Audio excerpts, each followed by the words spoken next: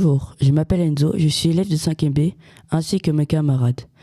On va vous parler de l'exploitation de l'environnement par l'homme, en commençant par Maëlys avec l'impact de l'aménagement humain sur la biodiversité.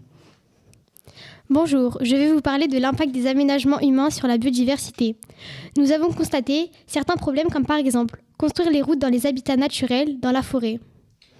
Autre problème par exemple ? Oui, il y a moins de nourriture par zone, ce qui provoque la mort de certains animaux. Est-ce que vous avez un autre problème ? Il y a des difficultés à trouver des individus pour se reproduire, donc moins de naissances. Mais il existe des solutions pour cela, comme par exemple créer des passages à faune qui permettent aux animaux de traverser les autoroutes en toute sécurité. Sur l'autoroute A39, il y a des passages à faune. Nous avons remarqué que des passages à faune étaient efficaces, car par exemple, à Hurley et à Seyères, nous avons constaté qu'il y avait 658 renards, 234 blaireaux, 220 chevreuils, 174 sangliers, 163 chats, 84 marfouilles. 43 lièvres qui avaient traversé ce passage à faune. On peut donc voir que le passage à faune est efficace. Merci de m'avoir écouté et j'espère que vous en avez plus appris sur l'impact des aménagements humains sur la biodiversité. Merci Maëlys, c'était très intéressant.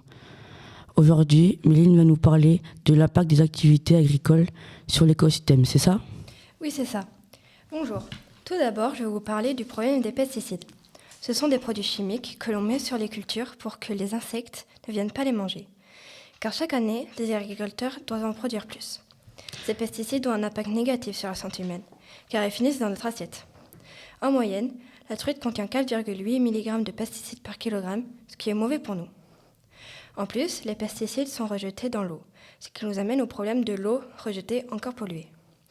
Les stations d'épuration sont des constructions destinées à traiter les eaux usées avant de les rejeter dans l'environnement. Le problème, c'est que l'eau rejetée est encore polluée. Quelles sont les solutions, Méline ? Pour les pesticides, la solution la plus simple, c'est que les agriculteurs passent au bio. Car en 2012, la surface bio était de 1021 milliers d'hectares et exploitée par 24 531 personnes. Pour l'eau polluée, les stations d'épuration pourraient construire les bassins qui se nomment zones libellules. Ces zones consistent à ce qu'il y ait des micro-organismes et végétaux dépolluants. Ces bassins seraient placés avant de les rejeter dans les cours d'eau. Merci de m'avoir écouté. Merci Méline pour cette intervention. Et maintenant, je laisse la place à un autre chroniqueur, Vicente. Bonjour. Aujourd'hui, je vais vous parler du changement du niveau d'eau dans la mer d'Aral et des conséquences de l'exploitation de cette mer. Cette chronique va être séparée en 3 parties. Les problèmes, quelques chiffres et les solutions. Le problème, c'est que 2 affluents de la mer ont été détournés pour les cultures de coton. Voici quelques chiffres pour illustrer l'ampleur des dégâts. En 1960, la mer d'Aral est le 4e plus grand lac du monde. En 1997, la surface de la mer d'Aral a été divisée par 10 après la destruction de la digue. Le niveau d'eau a baissé de 2 mètres. Et maintenant, les solutions. Construire des digues, baisser la production de coton. Et à ce propos, petite anecdote. Le saviez-vous ? Pour produire un jean ou un t-shirt, il faut 10 000 litres d'eau. Mais bref, il faut arrêter d'exploiter les ressources au maximum.